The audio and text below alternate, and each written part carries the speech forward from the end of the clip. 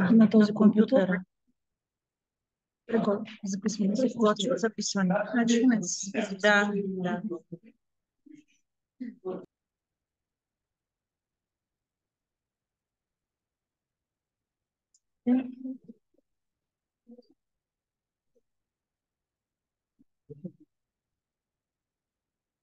Да.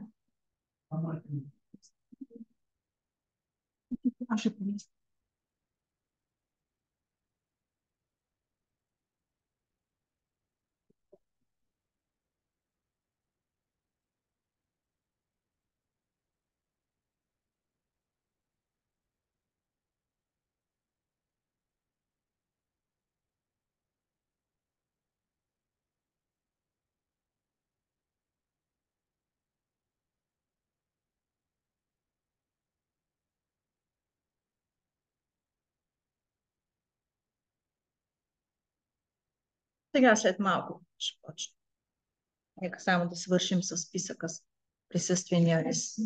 Да.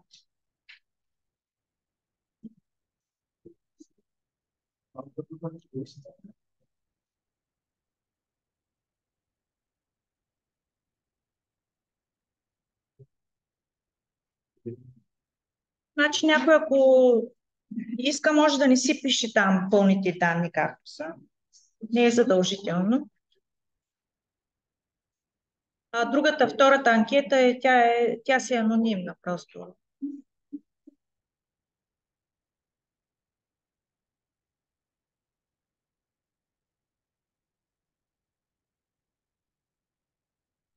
Добре.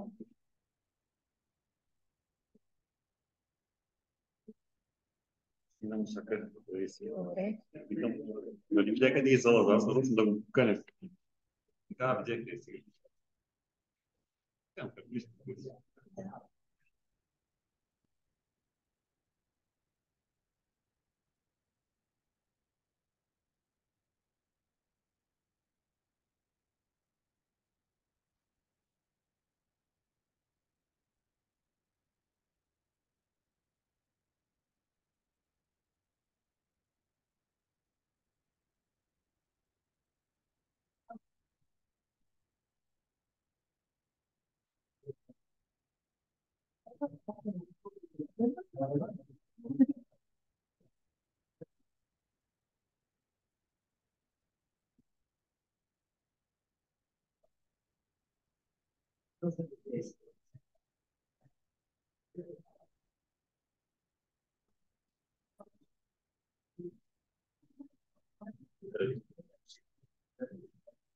Напълни ли са този лист? Юлиана, има ли?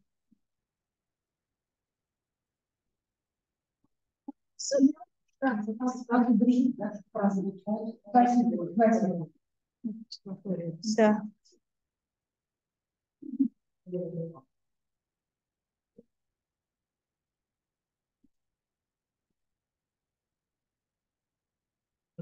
После има. Ще се напишем. Да, най-напред.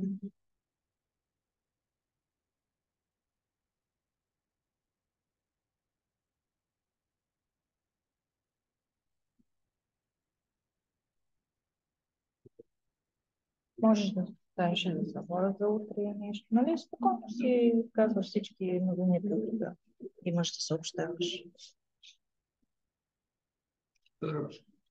Сега ще кажа как ще поличи и семинар. Да.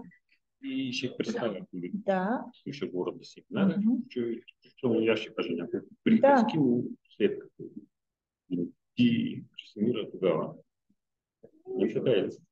Да, то Просто ще се включваме, да. Какво стана? Да обясним, да.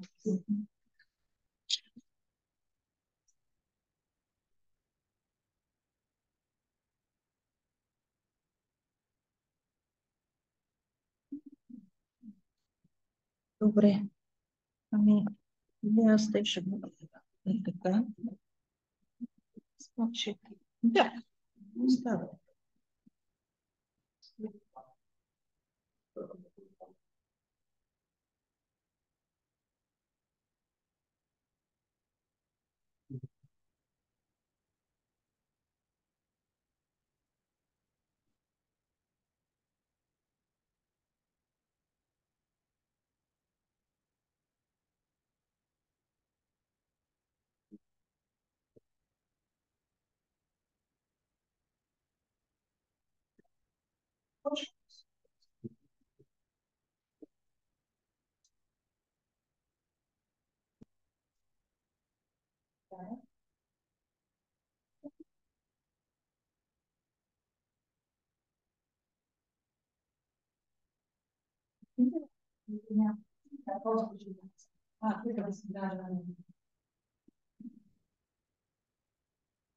Здравейте и добре дошли на всички.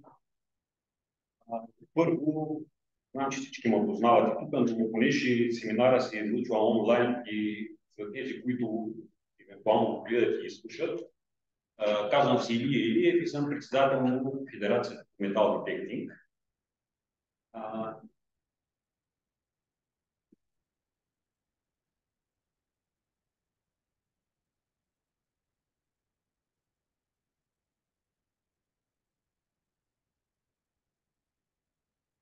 Семинар е организиран от Българска национална федерация по метал детектинг. Благодарение на оперативна програма Българска управление. Това е втората програма по управление, която реализира Българска национална федерация по метал детектинг. Първата е завършена успешно, надявам се, че и тази ще завърши успешно. Така че потече семинара. След малко Мила Миронова ще представи какво сме свършили тук.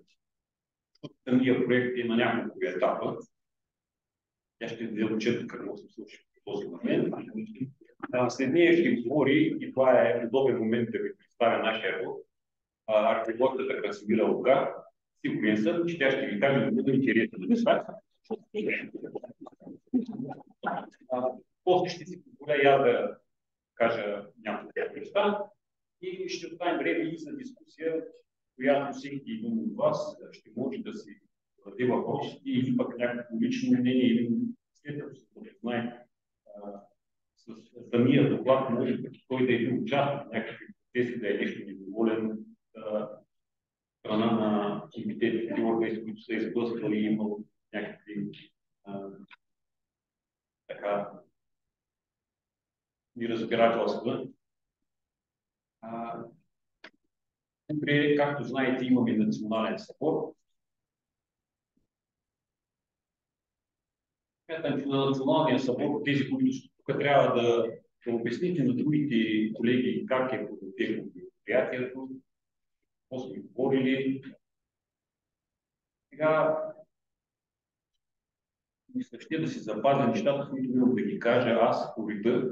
Затова си мисля сега, че трябва да почнем с Мила да ви представи проекта, какво сме свършили. Така да стане по-голяма яснота, че после в самата дискусия да може всеки да вземе участие.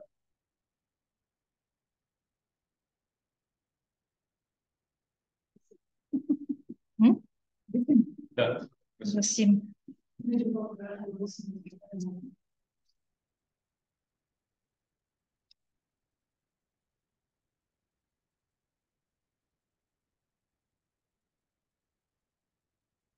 Добре. Дали да не би да обясня целият тук на зала. Ага. Цялата система ще извършат работи.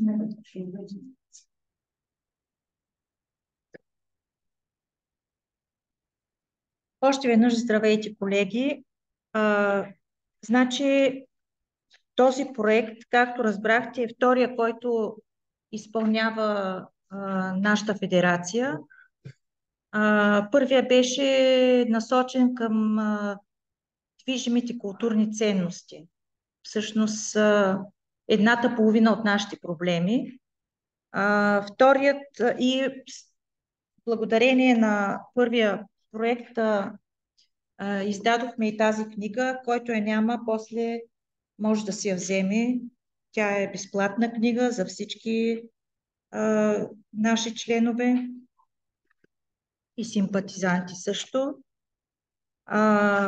Сега втория проект е насочен към недвижимото културно наследство. Нали? Другата част от нашите проблеми е недвижимите паметници на културата и нас, поне като федерация по металодетектинг, най-ни притесняват именно археологическите паметници. Сега, във връзка с дейност 1 и дейност 2, това са два доклада, които са готови. Единият вече е изпратен до Министерство на културата, до Комисия по култура в Народното събрание, до Националния институт за недвижимо културно наследство.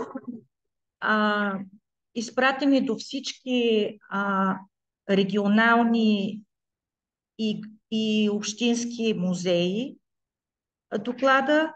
И сега по втората дейност предстои да изпратим вторият наш доклад. Сега ще разберете за какво идва реч и за двата доклада ще ви обясна.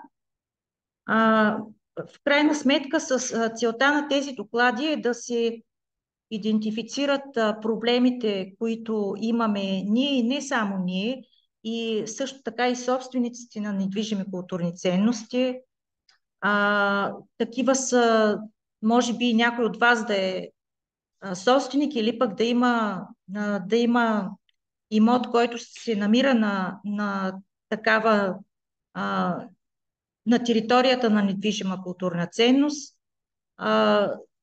В Видинско и около Арчар, доколкото знам, там цяло село е на такава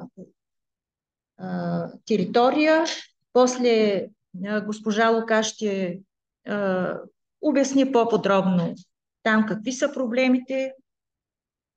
Но също така в доклада сме засегнали не само археологическите недвижими културни ценности, но и архитектурно-строителните, защото, както знаете и виждате по новините, непрекъснато някакви сгради стари се самозапалват, някакви клошари там вътре живяли, пък после са запалили сградите, пък после се оказва, че има апетити към тази земя, че така, пък инаки, някакси всичко това, нали, аз не мога да преценя дали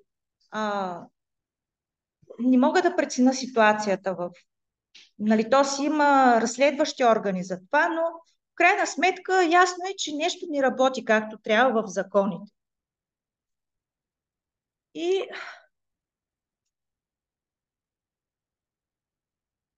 сега да продължим с техниката.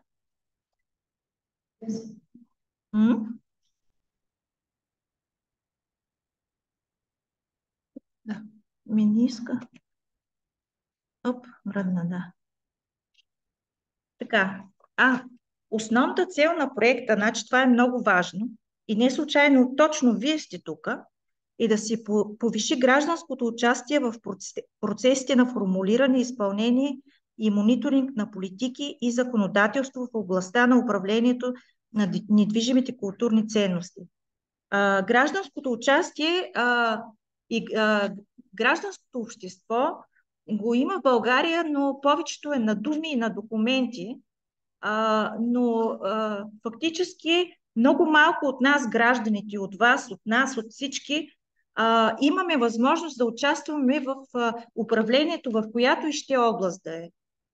Знаете каква е структурата на управлението в България. Знаете по какъв начин, че е изключително трудно, изключително голям лоби трябва да имаш за каквото идея, ако искаш да направиш някакво предложение за промяна, независимо дали в местната власт, нали, там където живеете вие, или на национално ниво, както се опитва Федерацията да прави промени.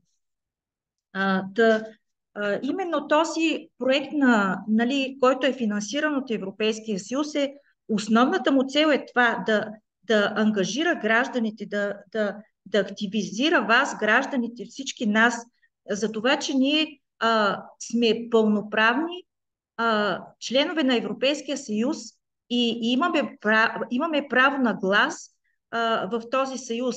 Да се покаже, че този съюз не е само на думи и на приказки, а и в едни реални действия. Сега не знам защо така ми се бави тук. Ами да, ама...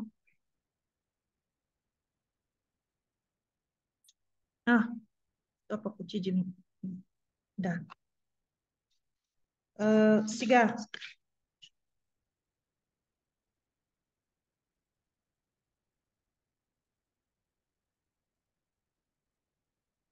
Специално за недвижимото културно наследство, защо е важно да участваме ние гражданите?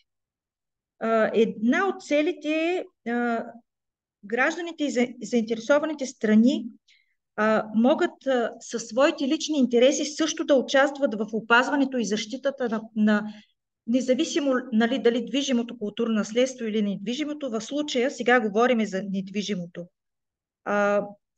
Също така, участието на гражданите има една образователна стойност в този процес, защото колкото повече гражданите са ангажирани в една дейност и я чувстват като своя, чувствате като своя идея, като своя, как да кажа, мисия, да. Тогава един човек, когато приеме нещо като своя мисия, като за това, че иска да се бори за нещо, той ще бъде, първо ще се образова много високо за това нещо, ще се ангажира много с тази мисия или идея и съответно всичко това ще доведе до устойчиво развитие на този процес. Просто ние гражданите трябва да влезем в този процес. Опазването на културното наследство не трябва да е привилегия само за едни избрани, които са сложени там по волята на това, че са назначени на работа. Това на опазването то трябва да бъде, то може и би трябвало да бъде, то не е част от дейността на всеки един, който има това желание. В тази връзка съм подготвила тук няколко много добри европейски практики, като съм ги подбрала пък и да са интересни за аудиторията във връзка с нашето хоби. Сега става дума за Дания. Едната европейска практика е в Дания всички музеи в страната, археолози и любители археолози, защото там не са и маняри, там са любители археолози. Всички тези хора са събрани и работят заедно чрез една цифрова платформа. Ръководител на тая платформа е археолога Андреас Добът, който намира за уместно потребителите на металдетектори да помагат в дефинирането на културното наследство на Дания. И той вижда в датските металдетектористи вижда един много голям потенциал и решава, че трябва да се инвестира в този потенциал. Чрез тая платформа фактически любителите археолози, заповядайте. Здравейте! Вижте къде има места.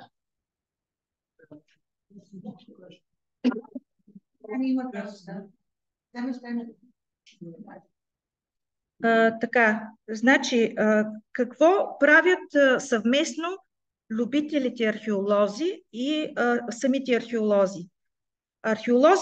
Любителите регистрират находките си на терен и изпращат данните за музеите. Това са движимите археологически ценности. И съответно на много територии се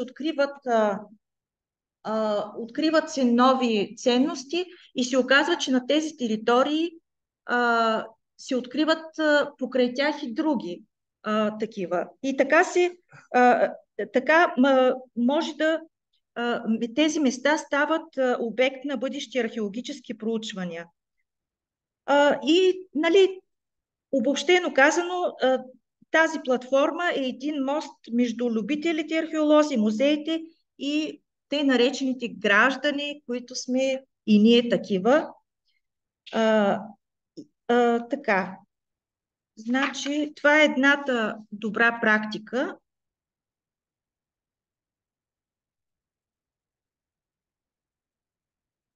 Другата е в Естония. Естония доскоро, допреди 30 години, част от Съветския съюз. Въпреки това, тази държава изключително много напредва в различни области. И една от областите, в които е много напреднала, това е дигитализацията. Пак с помощта на тези дигитални момент само да видя. Значи, проект картографиране на обекти на недвижимото културно наследство. Това картографиране не се извършва само от професионалисти, то се извършва и от местните хора. Примерно, вие в вашия район знаете някакво място, където може би е интересно, дори само вие да предполагате, че е интересно, имате право да се включите в този проект по картографиране и да го регистрирате, като днес повече от 28 700 обекта, недвижими на културното наследство, са картографирани именно от местни хора, граждани. Също има етнографи, археолози и така нататък. Тази база данни, това е свършено между 2005 и 2012 година. В крайна сметка тази база данни е публикувана онлайн. Всеки може да влезе в нея, да види къде има обект, къде няма обект, да види нейните граници, какви са. Това е много голям наш проблем, че ние тук не знаем въобще, то ние не знаем къде се намират тези обекти, но ако знаем, че някъде има обект, ние не знаем и няма как да разберем къде са тяхните граници.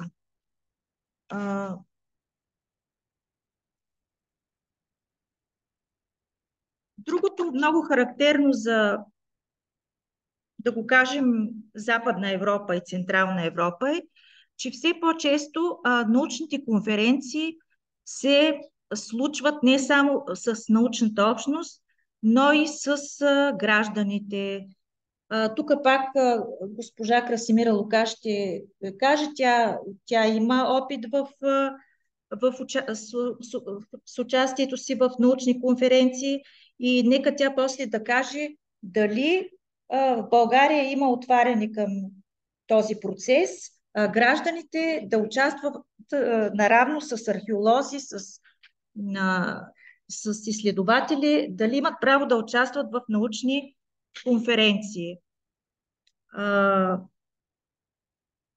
Сега и ние сме имали горчив опит в това да се опитваме да участваме и не сме можели, но пък мога да кажа, че имаме и добър опит, пак благодарение на госпожа Красимира Лука, която покани нашата организация къде беше? В Благоевград на научна конференция.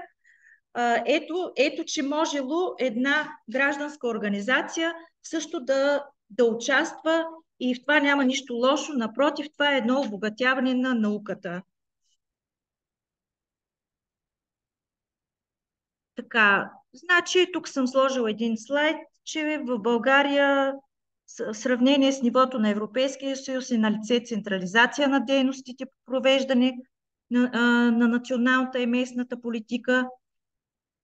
И не е достатъчно участие на общините, частните собственици, местните общности и гражданите в управлението на недвижимите културни ценности.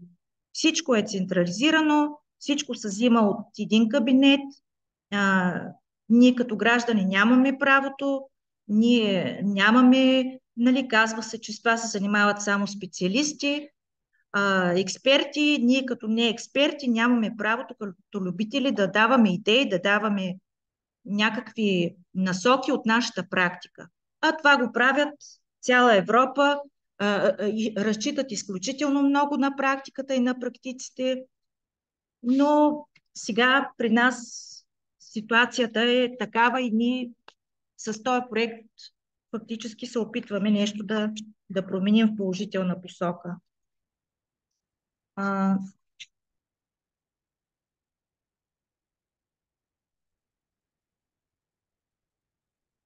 Да. Да, участието на гражданите, това е, което управляващите се опитват максимално да задушават. И слава Богу, че има и такива хора, които мислят прогресивно и ето, дали са ни на нас възможност чрез този проект, нали, да кажем ние какво мислим и после всичкото това заповядайте. Ето, тук има 2 места. Там ли? Седите тук, ще се и като искате там пък се позоват. Да, само можем да бъдем благодарни на тези хора, които са оценили нашите действия за отваряне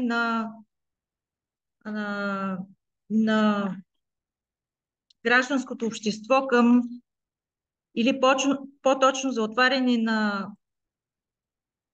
на културата и по-скоро опазването на културното наследство към гражданите.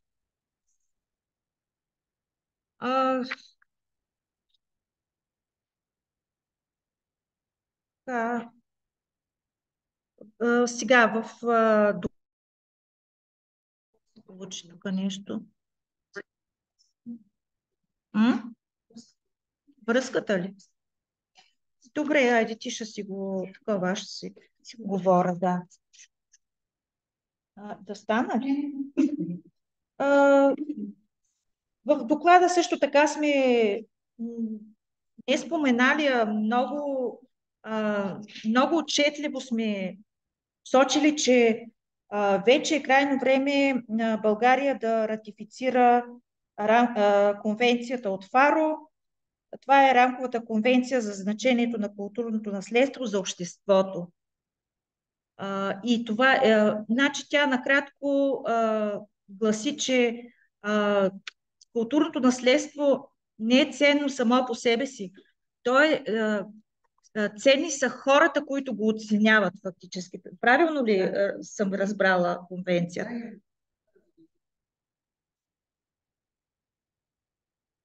Да, това може да бъде направено. Да, и България е една от тия 3 държави, които не сме ратифицирали конвенцията, което вече ви говори ясно за какво става дума, че става дума за едно умишлено блокиране на гражданите от тези процеси. Скучно ли ви е много?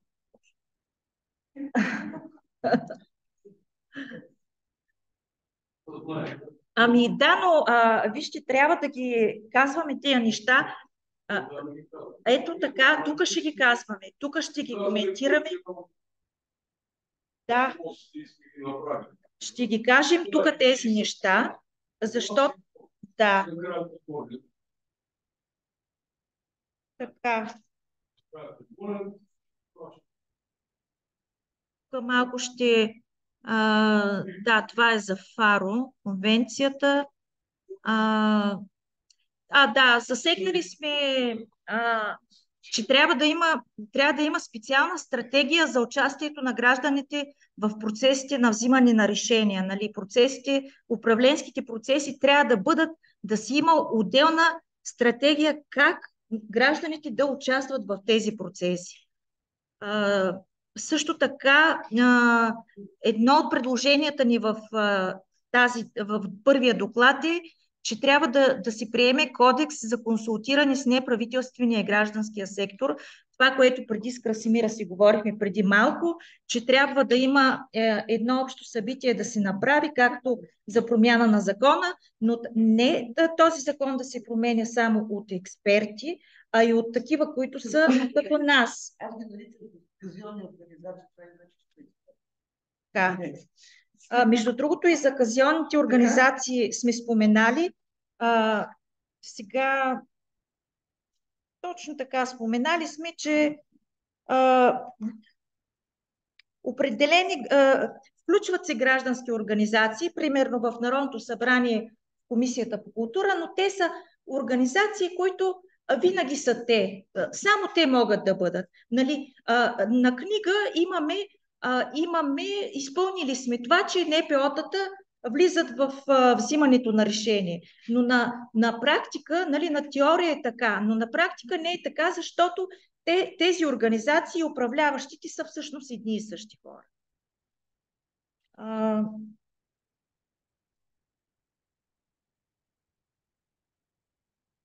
Да, другото ни предложение е да се създадат специални отдели за взаимодействие на гражданите.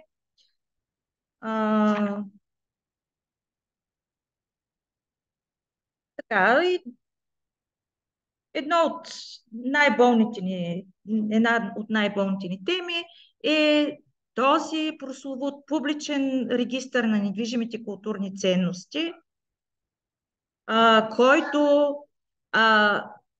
само ние тук в България нямаме такъв публичен онлайн регистър. Всичко, за да се доберете до информация от него, всичко е много сложно, много трудоемко, много е скъпо като изпълнение и не стига това. Накрая се оказва, че информацията в... Заповядайте. Здравейте, добре дошли от Бургас. И накрая се оказва, че информацията в регистъра се оказва невярна. След всичките трудности, които сте изпитали да стигнете до този регистър, накрая отивате и виждате, че информацията няма нищо общо с действителността. Така, следващото ни е, другото предложение е да се прави независим мониторинг и одит на проекти, свързани с недвижимо културно наследство. Тук изключително много акцентирам върху строително-архитектурното културно наследство. Може би, не знам дали до такава степен е при археологията, не мога да кажа. Но да, трябва да има независим мониторинг, а не мониторинга да го правят пак хората, свързани с самите проекти. Така, обществени съвети за закрила на културното наследство към общините, защото самото културно наследство в крайна сметка ще доведе и до... То е в тясна връзка с местното културно наследство с... Моля? Има го в закона, да. Обществените съвети, само че никъде няма, само че никой не го изпълнява и такива обществени съвети на практика няма. Така, за Националния съвет по туризъм да бъдат включени и собствениците на недвижими културни ценности, и ползвателите на недвижими културни ценности, защото те също би трябвало да са много ангажирани с това какво решава този съвет, какво се финансира, какво трябва да се финансира и така нататък. Тук, като стана дума за финансиране, трябва да знаете, че хората, които са притежатели на недвижими културни ценности, нали, къщи, там сгради, бивши, както сега след 1989 година нали, не приватизация, ми върнаха се на старите собственици, наследници, реституцията, да. Значи тези хора в един момент се оказват с нещо, че притежават нещо ценно, което обаче се нуждае от реставрация, от консервация и държавата не им помага. Само им слага някакви ограничения, някакви заповеди, че трябва еди какво си да направят, еди какви си са условията, но не ги финансира, и което ето заради това се получава това, че клошарът запалил в Пловдив тютюневите складове. Еми ще ги запали, защото явно, че до там се е стигнал, като няма помощ и от държавата, и като вижда, че да притежаваш такива сгради, може би наистина да имат някаква ценност, не мога аз да преценя, но като виждат, че няма помощ от никъде, в крайна сметка, като от другата страна и инвеститора на някакъв съвременен комплекс, мол или тъй нататък, като му предлага от другата страна финансирани само за земята, и резултатът е такъв. Сега тук за разработване на наръчници и ръководства, за тези, които се интересуват, значи това предстои като един следващ проект и ние да го направим. Наистина вече е крайно време и ние да си направим един наръчник с това какви са правата ни, какви са задълженията ни, какво може, какво не може, и трябва да наистина да го издадем в близко бъдеще това нещо. Мисля, че ще бъде полезно за всички.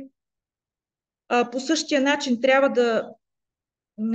да се издават ръководства и указатели и от музеите. Даже то е по-редно такъв указател да бъде издаден от един музей, не от нас, но сега може пък да помислим за някакво съвместно издаване в един момент, ако има такива желаещи професионални организации, защото ние наистина не сме в такава степен запознати с някои положения.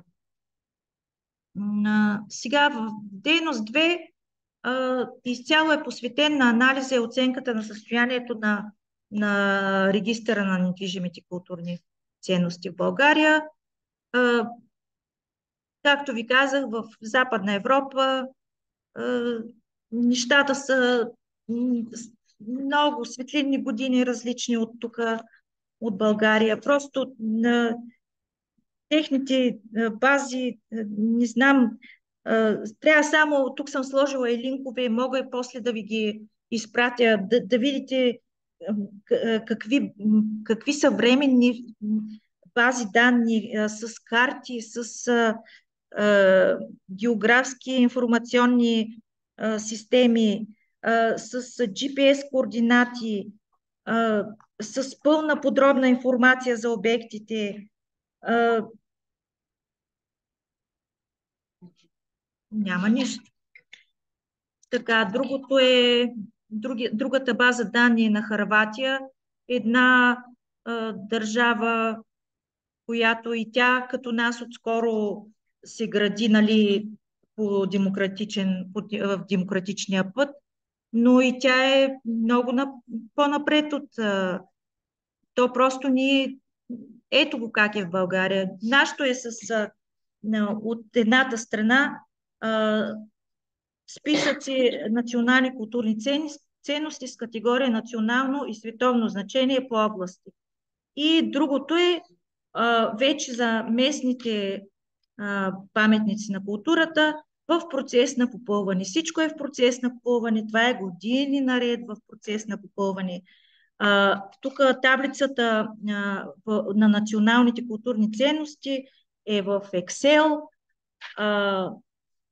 Къде има данни, къде няма, къде 7 км югозападно, пък то било 8 км югоизточно и както и да е, нито вярна информация, нито привлекателно, нито просто ние сме все едно да сравняваме някакви, не знам какви, ако има при колите някакво сравнение, нали, кола от соца там, не знам коя да бъде, и един Мерцедес, това е регистъра българския на България на недвижимите културни ценности. И лошото е, че това се вижда и че очите се затварят години наред на тези, които взимат решение, на управляващите. В същото време хора се влачат по съдилища, осъдени са абсолютно неправомерно. И справедливост, просто няма как да очакваме справедливост.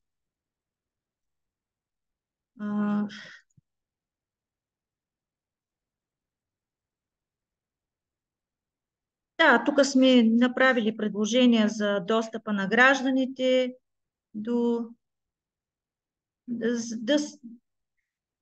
да бъде потребителски ориентиран уеб портала на публичния регистър. Нали. Много подробно сме написали какво трябва да съдържа, как трябва да бъде направено.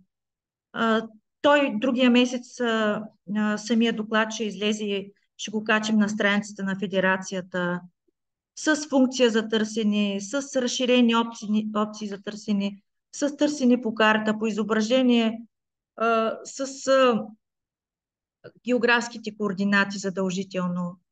Сега тук не сме вече, тук вече влизаме в сферата на фантастиката, интерактивните карти. Ние нямаме най-обикновените удобства и условия, че да говорим за такива луксове. Изчерпателна, точна и вярна информация, просто не знам това някога дали. Силно се надяваме в един момент поне да е точна и вярна и изчерпателна информация.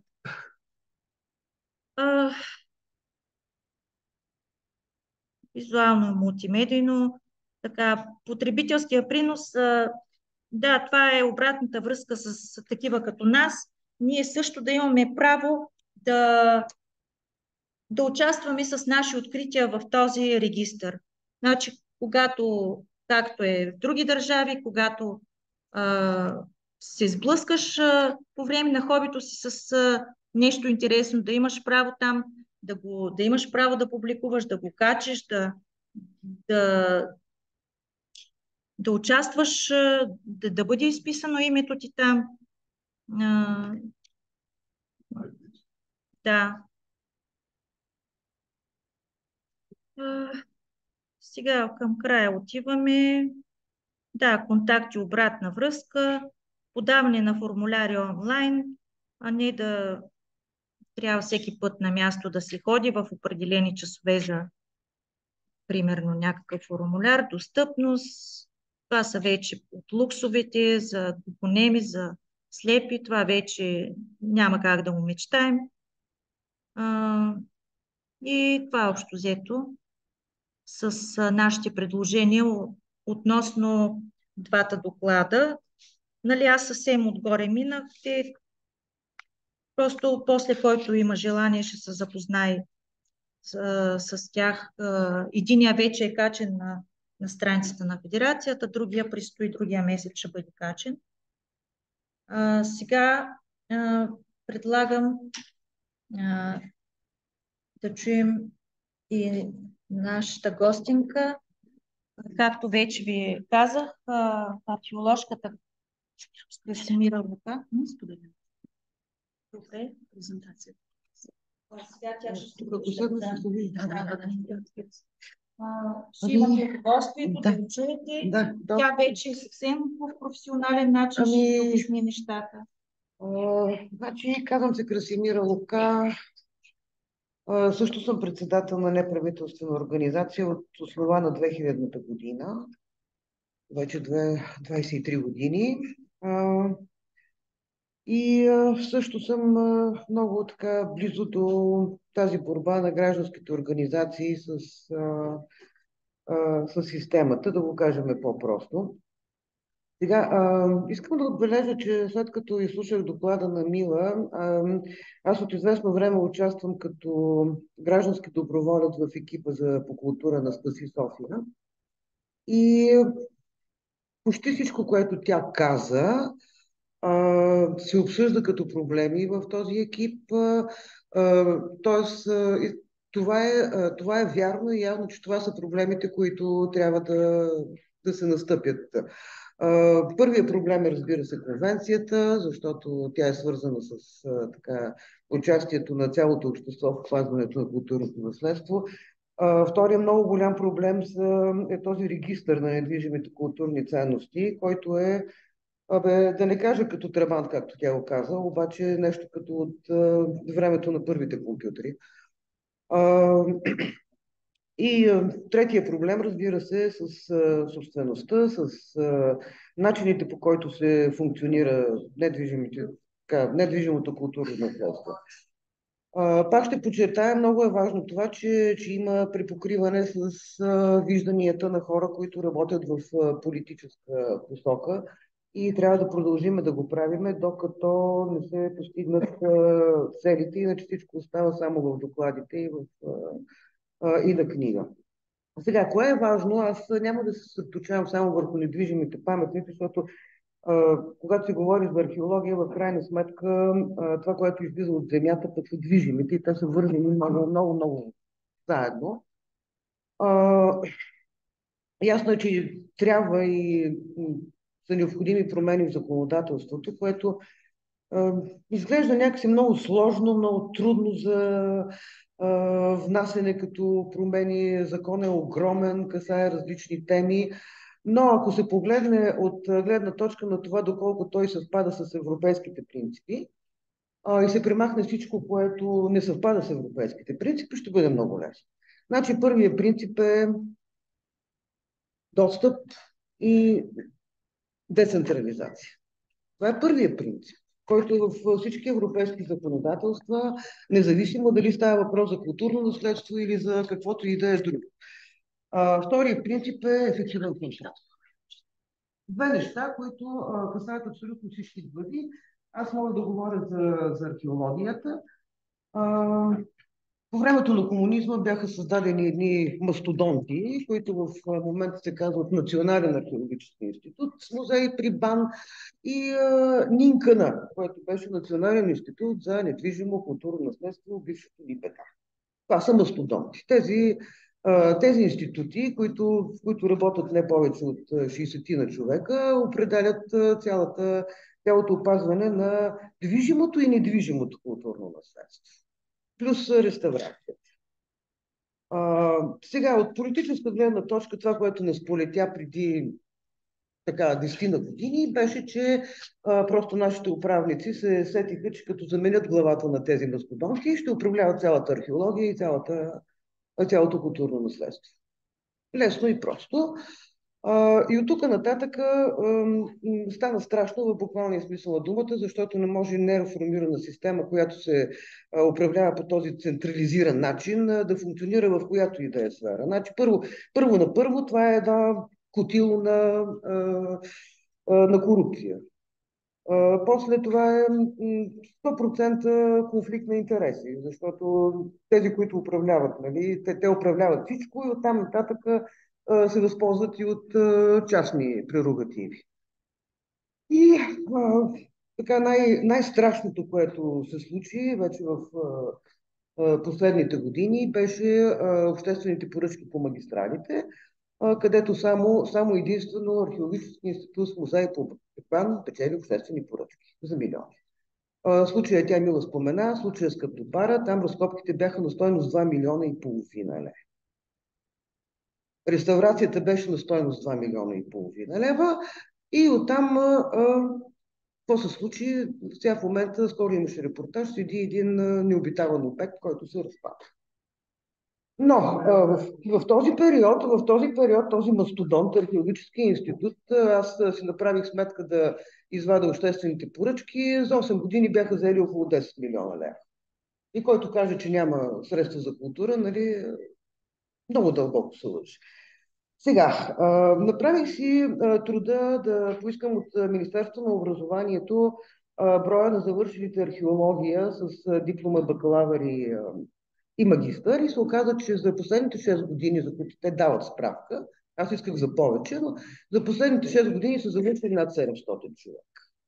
Сега, като сметнем, аз съм завършила преди 20 години, за 6 години 700, назад още 6, назад още 6, излиза, че в България има капацитет от завършили, образовани археолози над 2000 човека в момента. Но има само 120 музея. Значи, да се опитаме да набутаме тези 2000 човека в 120 музея, ще разберете защо нямаме специалисти, защо не могат да се покриват целите райони на България. Защото ние сме длъжни да работиме държавна работа. Аз съм единствения археолог и затова съм тук, която не работя държавна работа. Просто защото не искам да търся човека, който да познава шефа, пък той да познава тези деца по-нагоре, че за да мога да работя нормално. Освен това, науката трябва да бъде свободна. Тя по никакъв начин не трябва да зависи от някакво ръководство, което да ти дава, нали, насоки в каква посока да работиш. Така, имаме специалисти. Другото, което се случи, пак благодарение на закона Чилова, беше, че беше измислен нов начин за регистрация на бившите музейни спирки, които се намират в читалищата. Това е един от начините местните хора да събират и да съхраняват така културата на региона в всичките аспекти, включително и етнография. Преди този закон е имало, даже по точно време, е имало над 1000 музейни спирки, които все още са си там. След новия закон са регистрирани само 70. Айде и 9 да бяха, нали, не си спомням. А какво излиза? Значи археологията като капацитет и като експерти, ако в момента имаме 2000 човека завършили, на работа са 200, работи на 10%.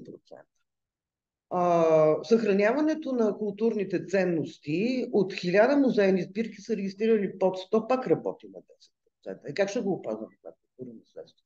Докато има централизация. Значи, по какъв начин тези, които са на местно ниво, ще хукнат да търсят Национални археологически музеи, за да опазят някакъв си обект, даже и да искат? Кой ще дойде? Кой ще дойде, след като те са 60 на човека, които отговарят цяла България за тях? Плюс музеите.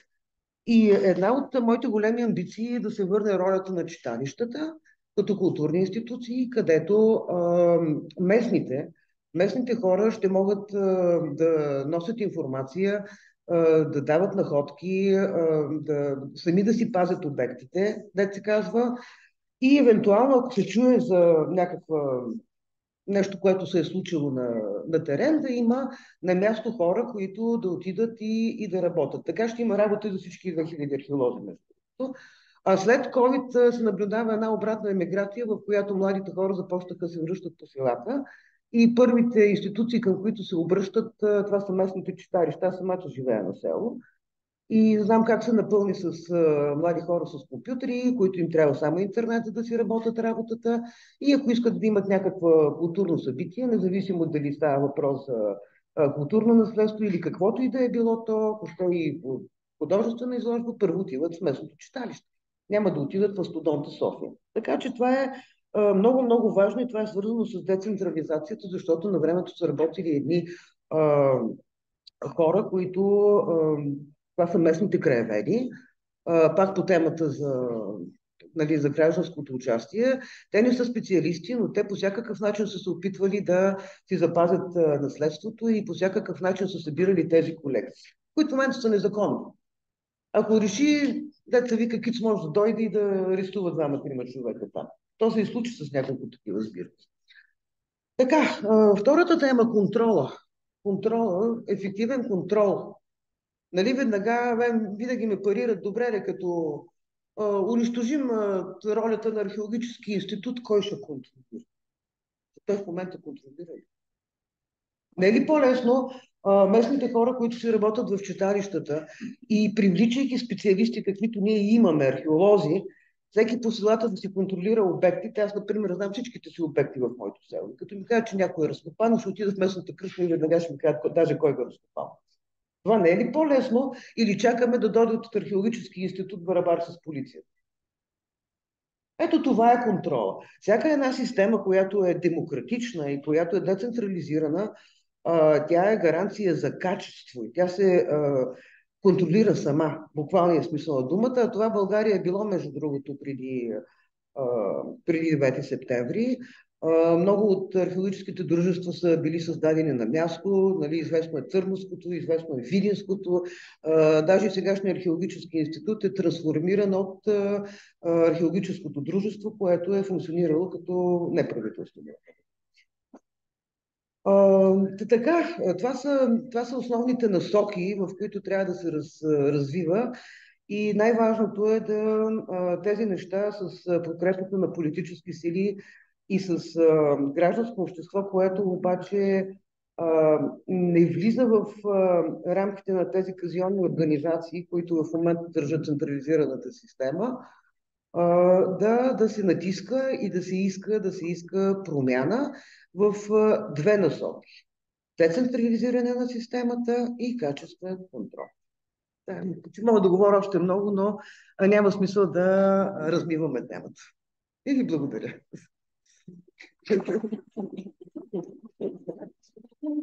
Да, ако имате въпроси... Темата е на проекта е повишаване на гражданството. Ние какво можем да направим? Ами, като за начало трябва да започнем подписка, за да ни обърнат внимание за закона на културното наследство, защото ние, унищожавайки си културното наследство, стигаме до една степен на необразованост, до там, че хората вече вярват, че като татуираш Левски, разбираш и как си българин, това е голяма работа. Какъв българин си? Като са ти разбили, аз скоро бях в района на Рациария, ето това е новата ми книга при Ради Илиев, за която между другото много му благодаря. Ето това е начин да се види как работят неправителствените организации. Ние заедно, без никакво финансиране, проведахме проучване в продължение на 3 години. Това ми е втората книга вече. Това се финансираше от личните средства на Ради Илиев и на Саша, който вече не е между нас, но дано не гледа отгоре. Така че, ето, не е свързано с научен институт, не е свързано с университет, но аз работя доста по-добре и се оценявам в интернет, където съществува един сайт за научни изследвания с рейтинга на учените. Там съм между топ 5% и топ 2%. И как постигнахте без 2 милиона? Ами, защото се интересувам от археология. И защото не мога да спа на 2 легла, в общи линии напълно достатъчно е. Но за това пък имам приятели. Аз да кажа нещо. Да. Аз съм от участник в да знаете, че да, знам. Ние са в Народното събрание. Знам. 60 човека. Значи периодите са различни. В момента е такава конфигурацията, че държавата има страшно големи проблеми, свързани, които са далече от културното наследство.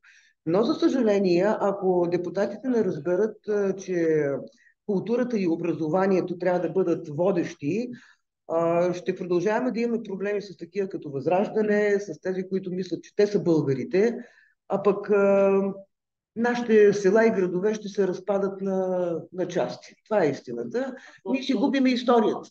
Губим си историята. Значи ние не го правим. Кои сме? Не. Значи, нека да не влизаме в детайли в момента. Това беше просто един от начините да бъде обърнато внимание, което е много важно. Но преди подписката трябва да има качествено изработено предложение, което тази подписка да подкрепи, то трябва да е промяна в законодателството. От 60 човека един представител на федерацията, 40 прокурора, 30 полицаи и подобни работи. Години така закон не се прави. Защото това е маниера, в който вече говорихме. Това е централизацията. Това са вкарали в работната група за промяна на закона за културното наследство, а моето предложение за промените в закона за културното наследство да бъдат изработени и неправителствени организации, да бъдат внесени. Без участието на Министерството на културата или от... тези групи сами, те половината бяха ченгет, които нямат нищо общо с археологическото. Много добре. 2 работни групи минаха по този начин. А пък сега Министерството на културата е изработило още едно предложение за промяна в закона за културното наследство, което се изразява в това музеите, всичките целите и фондове да се идентифицират. Идентифицирането изисква комисия, която за всяко едно фрагментче, което е в музея, трябва да извикаш от не знам си къде хора, които са лицензирани за това нещо, да им платиш командировъчните, хонорарите и така нататък. Имам и още предложение, как мога да говоря до безкрайност. Има наредба, в която се плаща, какво трябва да се плаща на археолозите. Държавните археолози са на заплата, които са от нашите джобови идват, но като тръгнат да правят разкопки, получават 3 минимални работни заплати на месец. Плюс заплатата е в... Защо? Не може ли с тези пари да се финансират читалищата? Не може ли с тези пари... Те са много проблеми, но аз мисля, че това е тема на детайли на следващия семинар. Доколкото знам, този проект има предвидени още семинари и срещи. Това е просто опознавателна среща и тези неща ще се изчистят. Извинявайте, други въпроси или да пушим? Добре. Ако нямате други въпроси, благодаря.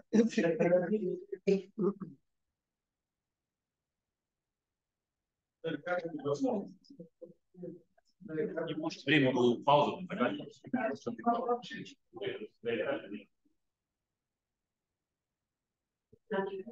Добре, да ви кажа и аз сега нещо, както ви обещах. Понеже тук, като гледам, почти всички сте членове на федерацията, значи имате и метал детектори. И както сте си купили метал детектора с така много хубави намерения и сте тръгнали да търсите с него, риска да попаднете в една такава ситуация, от която да бъде много опасна за вас, даже рискувате и да ви осъдят. За какво говоря? Понеже сега семинара засяга повече недвижимите паметници на културата и сега недвижими паметници на културата, археологически извън градска среда, се намират по горите, по поляните, в нивите. И както си търси с метал детектора, гледаш нива, трактора, оре и ти си търсиш и викаш, тук няма да има някакъв недвижим паметник на културата, защото трактора си оре, примерно на 20-30 см, някои по-дълбоко съвременни трактори горят. И ти въобще не предполагаш, че можеш да попаднеш на, примерно, недвижим паметник на културата на някакво селище, примерно от различна епоха, дали римско, дали тракийско, така. И ако тракториста, примерно, се обади или някой друг недоброжелател и дойдат там полицаите и на това място и направят проверка, обаждат се, примерно, може да се обадят на някъде в музея, там могат да кажат, там е селище, това, обаче никъде не е обозначено. И сега прокурорите вече им даваш свобода, те почват да ти повдигат обвинения за умишлено издирване на културни ценности, за разрушаване на недвижим паметник на културата. И ти си задаваш въпроса, добре де, аз какво съм разрушил? Нито съм взимал някакви разкопки археологически да правя да навлизам в земните пластове. Даже моята работа с метал детектора е по-плитка, отколкото с трактора, който оре. Защо? Като ще повдигат обвинение на метал детекториста, не повдигнат обвинение и на тракториста или пък на там собственика на земята. И така колегите ми задават този въпрос. Къде имам право да търся, къде нямам право да търся? И аз се чудя много пъти как да им отговоря, защото да ни бъдат да взимат да сбъркат и да ми кажат после. Ама ти тъй каза, аз тъй направих, ама до сега повдигат ми обвинение. И горе-долу разсъждавам и казвам следното нещо. Ако не е земеделска земя, примерно, аз стигна някъде в някой гора, баир и т.н. И ако виждате визуално някакви стари зидови, обикновено те са на калета на върха на.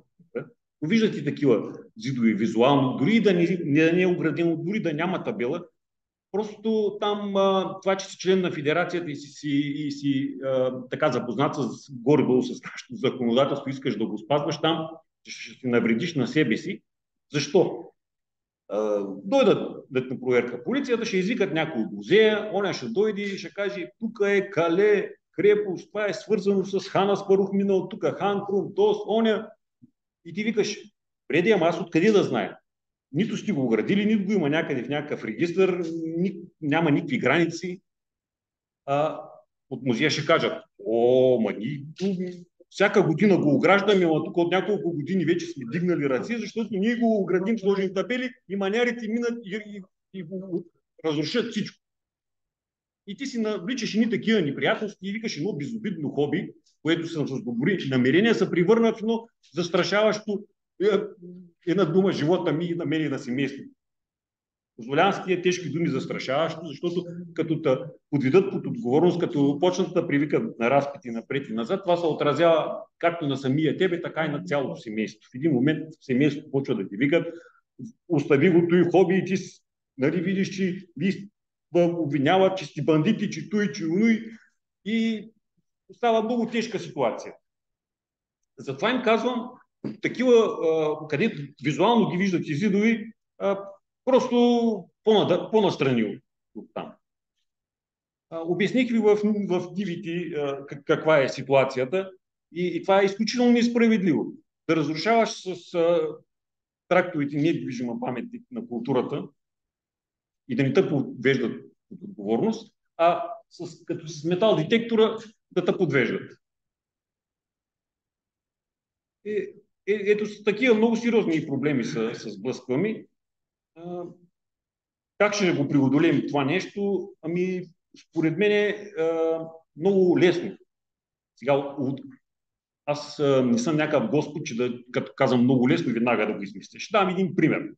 Примерът е свързан с друга държава. Не е с България. Няма как да бъде свързан с България. Държавата съм е подбрал умишлено, понеже тя много си прилича с нас. Едно по така чисто икономическа ситуация, другото тя се намира в нашия район и културното ни наследство е идентично. Това е въпрос за Румъния. В Румъния металдетектористите така могат да търсят с металдетекторите спокойно. От гледна точка на това, че границите на забранените зони ги има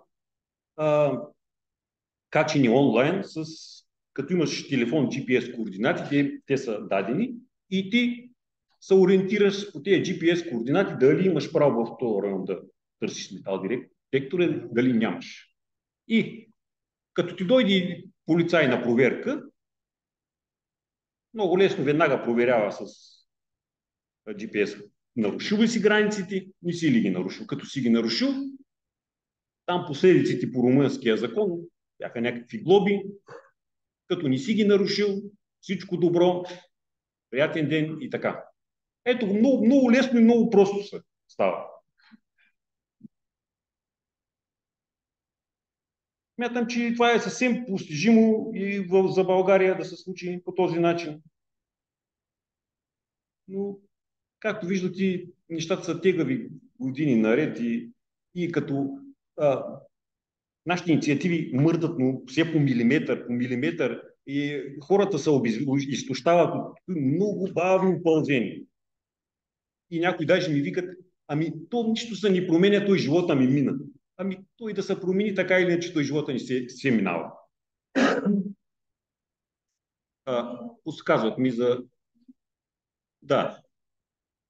Ето сега най-фрапиращия случай последните тук години в България е случая на Миров. Значи тя ръководството на федерацията от самото основаване до ден днешен пропагандираше и обясняваше на своите членове, че трябва да спазват закона. Че като намерят нещо старо, институцията, към която трябва да се обърнат, е най-близкия музей. И аз съм ги агитирал много, защото това е моя лична кауза, па и всички други от управителния съвет. Какво се получи с Миро? Добронамерен гражданин обикаля музеите, и полицията, потвърлят го напред, назад и най-накрая решиха да му правят обиск за тези неща, които доброволно ги занесъл. Доброволно обяснил къде са. Повдигат му обвинение. Добре, че той излезе сериозен мъж, а то трябва сериозни хора, смели. Та спечелихме делото. Та Върховният съд с убийствени мотиви на защити нас, собствениците на метал детектори. И аз смятам, че Миро, ако иска, а пак и той е наложително, нека да каже и той нещо, как се е почувствал. Хубаво е тук, защото е по-сериозно. Там няма да се чуи. Там ще се пръснат.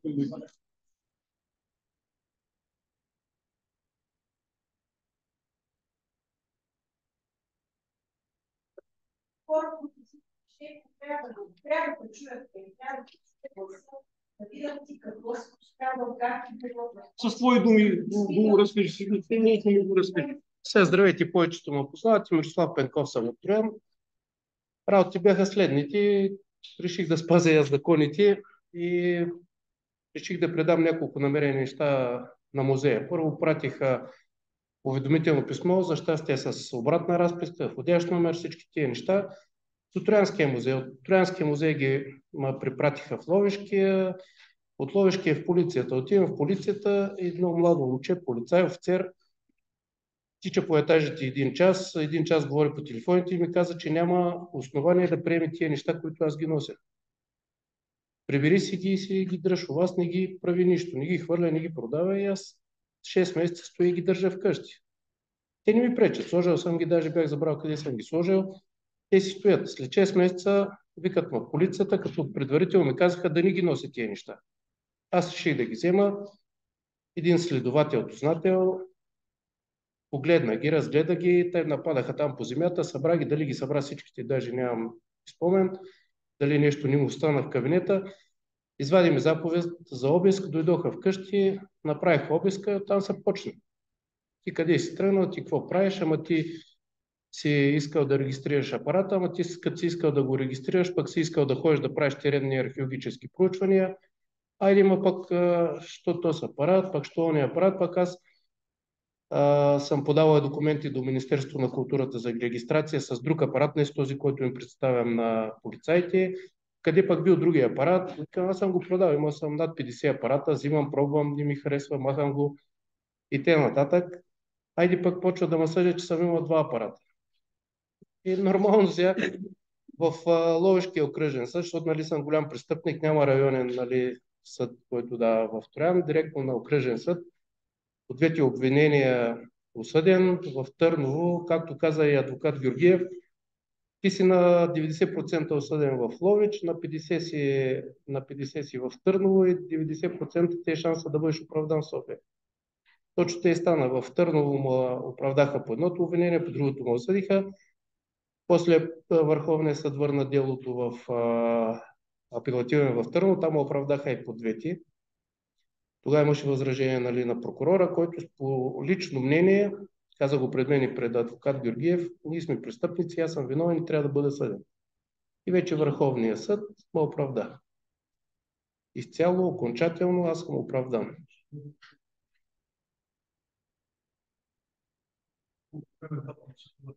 От 2018 година решението на Върховния съд излезе тази година, януари или беше, февруари или беше.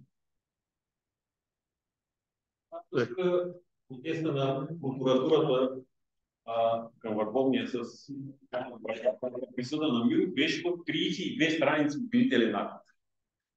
Сега ми направи впечатление, че гледах, нали, както знаете, Доналд Тръмп сега е разследван за 30 и колко и 9, 37 престъпления, обвинителният акт срещу него е 42 страници. Значи, направете си сметка. И какво пише обвинителният акт? Аз съм си направил труда да го чета. Всичкото е на лакарди. Откъде си купил апарата? Ама що го купил с този цвят? Ама що с тия букви? Ама що го продал? Ама от кого купил другия апарат? Другия човек, от който го купил, как се казва, пък той от кого го купил. Ето той беше обвинителният акт. Нищо по същество. Или там, където се споменават недвижими паметници на културата, става въпрос, че Троянския край е известен, че има паметници от много минали епохи. Нищо конкретно. Той бил ли на такъв паметник? Не е ли бил?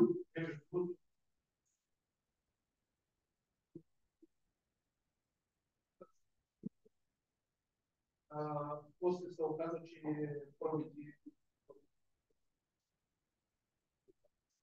Зато и някои от предметите, даже по-голяма част от тях, даже не бяха по друго историческа стойност, някои бяха с местно значение.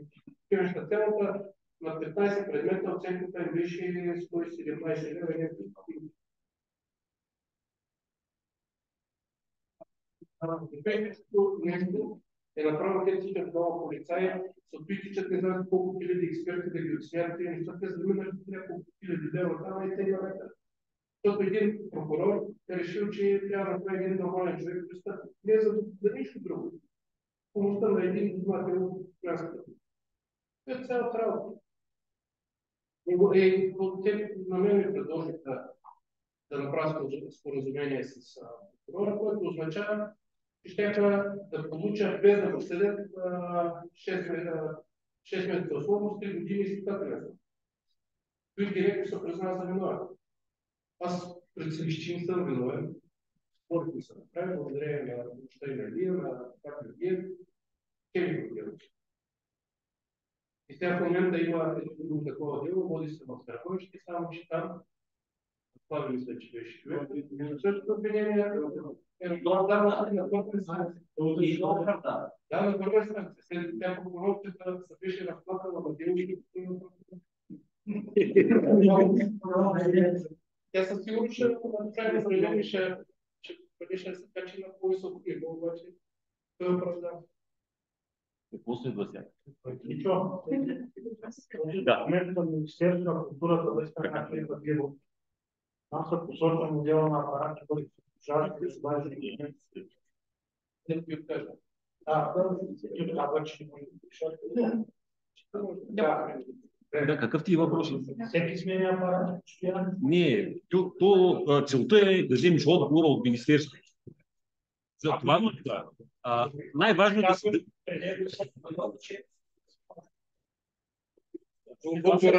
Това са лакарите.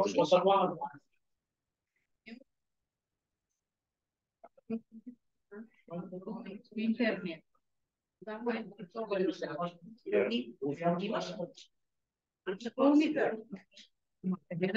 Искам да попитам, всички ли са попълнили анкетните карти?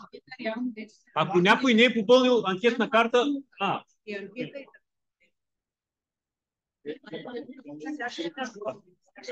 ето, той го сяда. Колко е сътваряста ли? Или едно лище? Да, секс.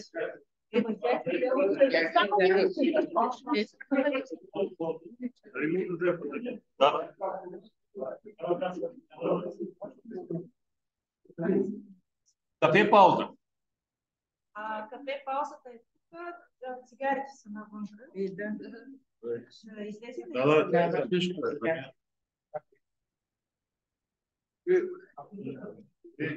Предишни проекти Не, само това да потикна. Може ли да падна нещо? Сигурно пътуват.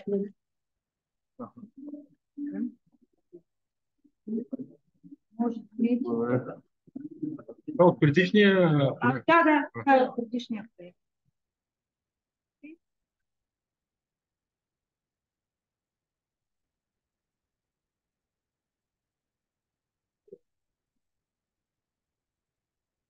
Имаш ли? Не.